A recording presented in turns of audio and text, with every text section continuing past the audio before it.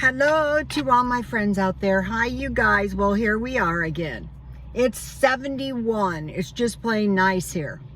So I came up here to get a Diet Coke, and the McDonald's was out of Diet Coke. They said, sorry for the inconvenience on the door. And I thought, yeah, okay, no big deal. I'll go to Starbucks next door. Well, the Starbucks doesn't sell Diet Coke. So I thought, okay, I'll get a mild tea. I said to the girl, what? Because I don't usually, the Starbucks I go to has Diet Coke. But I thought, okay, I'll get a tea. I go, what do you have that's mild? And she said, black tea or passion fruit. And I thought, I hate fruit, as you all know. And black tea is not mild enough. I don't feel like being hyper all day. So I went to CVS and I bought myself a Diet Coke. Now, I could have bought one of these at home for a lot less than $2.29. But since I have been totally thrifty, one of the if you're new to me, hi. I spend most of the day in my car, but I work. That's what I do. I shop around and I buy stuff and then I sell it. And pretty soon I'm going to the swap meet because when it gets cold, I want to unload all my coats that haven't sold cheap this year right before Christmas. I'm going to blow them all out for $5. So last time I went to the swap meet, I sold clothes, mountains of clothes. I figure I must have sold at least 600 items because I had,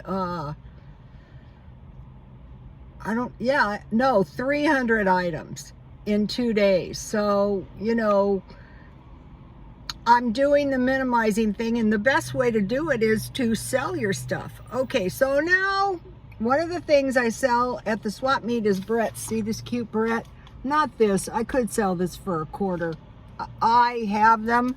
I have sold a lot of nice barrettes on eBay when I find them. I can't find them, but if I find them, I can sell them. These are Kate Spade sunglasses. See the cute bows? I will sell them. I took them to the eyeglasses store and I said, can you check and make sure these are not prescription? Now, I can see perfect out of these. That was a true tragedy when Kate Spade died so young. That was awful. The diet is going good, and I'll tell you what happened to me. My extra large shirts are too large. They're just like hanging on me. And I have worn extra large shirts. I must have been in some kind of denial about, my weight. And so I've only been on this paleo diet for maybe a month or so, maybe 4 weeks. And just by restricting, I think the dairy contributed to this weight gain. And restricting sugar and carbs, and by trying to find low-calorie alternatives. Well, guess what? Like the Slurpee I bought, it was an extra large Slurpee. It was over $3, but I have half left for tonight, so it was $1.50. Those lemonades are $1 at Dollar Tree, but those contain sugar. So I bought these bars, and these have no sugar, and they taste pretty good too. So just by switching up my fattening, the fruit bowls are okay. And I thought, why are you eating fruit bowls? You hate fruit, remember? But what I like is sugar-free Jell-O. So I will buy a little sugar-free yogurt, and I will make some sugar-free Jell-O with no fruit, and I will put some yogurt on top. And on the paleo diet, you can have nuts. I will sprinkle a little nuts. So hey, I think this is why people who are thin, this is funny. This is not funny. This is an observation up here. Okay, you think, you watch fashion videos. I watch fashion videos, and you think, well, all the people with money are thin. No, they're not. You guys, they're eating and drinking anything they want. You know that thing, it's on the useless feeders. Hey, some of these people with money are feeding as well. So, okay, so the garden is going well, and I have a funny thing that happened. Actually, it wasn't that funny, but it is kind of funny. My neighbor has two pit bulls, large, and they're guarding the house. So I love them, actually. They're like my neighbors too. So about 4 o'clock in the morning, the pit bulls started barking, but other dogs, and we have coyotes, started barking back. And it was like a conversation that went back and forth until 7 o'clock in the morning. And I am an insomniac, and I don't get to sleep until 7 o'clock, so it was okay. But then when I remembered when my son lived in the townhouse I live in now, his dog howls like a coyote. But this was like a conversation. It was barking, and I thought, you guys are going to get a sore throat. But I like living out further. It's a lot better. I hope everyone is being careful on Halloween.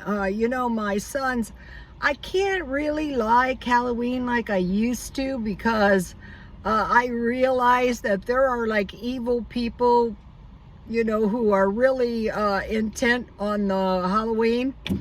I was studying The Secret Doctrine, which was kind of Madame Blavatsky, and it wasn't easy to study. It's not hard to understand, but you have to figure out where they're, you know, it's called the hidden knowledge for good reason, because it's hidden. And so what was kind of interesting about Madame Blavatsky was an occultist, first of all. So, okay, so what was kind of interesting, though, is the occultists kind of turned on her towards the end of her life and said, you know, she pirated the secret doctrine from other religions, which was probably true. She traveled the world. She also conducted seances. So,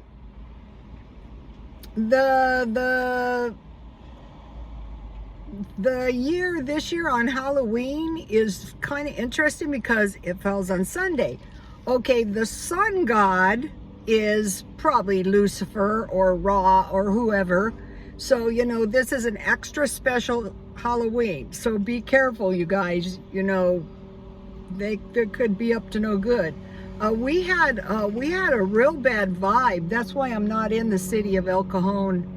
I had to like go home last night after dark. It was so bad. But it's the world we live in now. You know, you're safer if you're kind of aware that it's going on. And I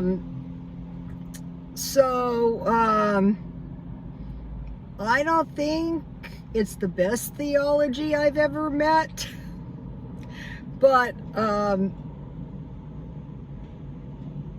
what is bad is that it eventually, you know, Satanism, Luciferianism, such bad stuff happens to the people who practice it. You know, the magic arts. One of the original Satanists, this is like how things turn on you.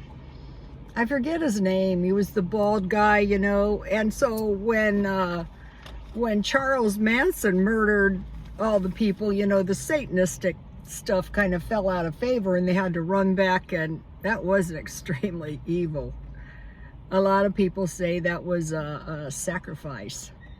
This is the bad thing. And like, I read a story on my YouTube. I don't know how the book went, and it was The White Stag. And so always a sacrifice was involved. And it's a children's book, I think. But the thing about this book, I don't know where it is. I got to find that. It's a collectible. Is first the grandfather sacrificed his horse. The husband sacrificed his wife. So, you know, I mean, it's not voluntary. It just happened. So it was kind of a really good book. So, you know, this stuff is as old as the hills. I think it was the Aztecs would sacrifice infants. There was Saint George who slew the dragon because the dragon wanted sacrifices. So, you know, we don't actually know how my son's best friend was murdered on Halloween. So, and he was it was the saddest thing. He was the most innocent guy, you know? And he worked so hard for so many years and went to college for so many years, and you're gonna live the good life and you get yourself murdered. So I don't want any of my followers murdered. And watch out who you open your doors to, too. I did get candy just in case. I'm just gonna make some, a lot of the religious people are saying, don't even celebrate that evil holiday. It's like a lot of things. If your intention is not to be evil, it's not evil, in my opinion. I used to send my son to a private school, and you know, there was no Halloween.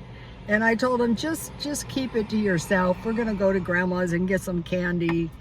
And, you know, maybe, you know, we're going to have some chili, but we're not going to do anything evil, you know. So, you guys, I will see you later. Please like, comment, and subscribe. And God bless you all.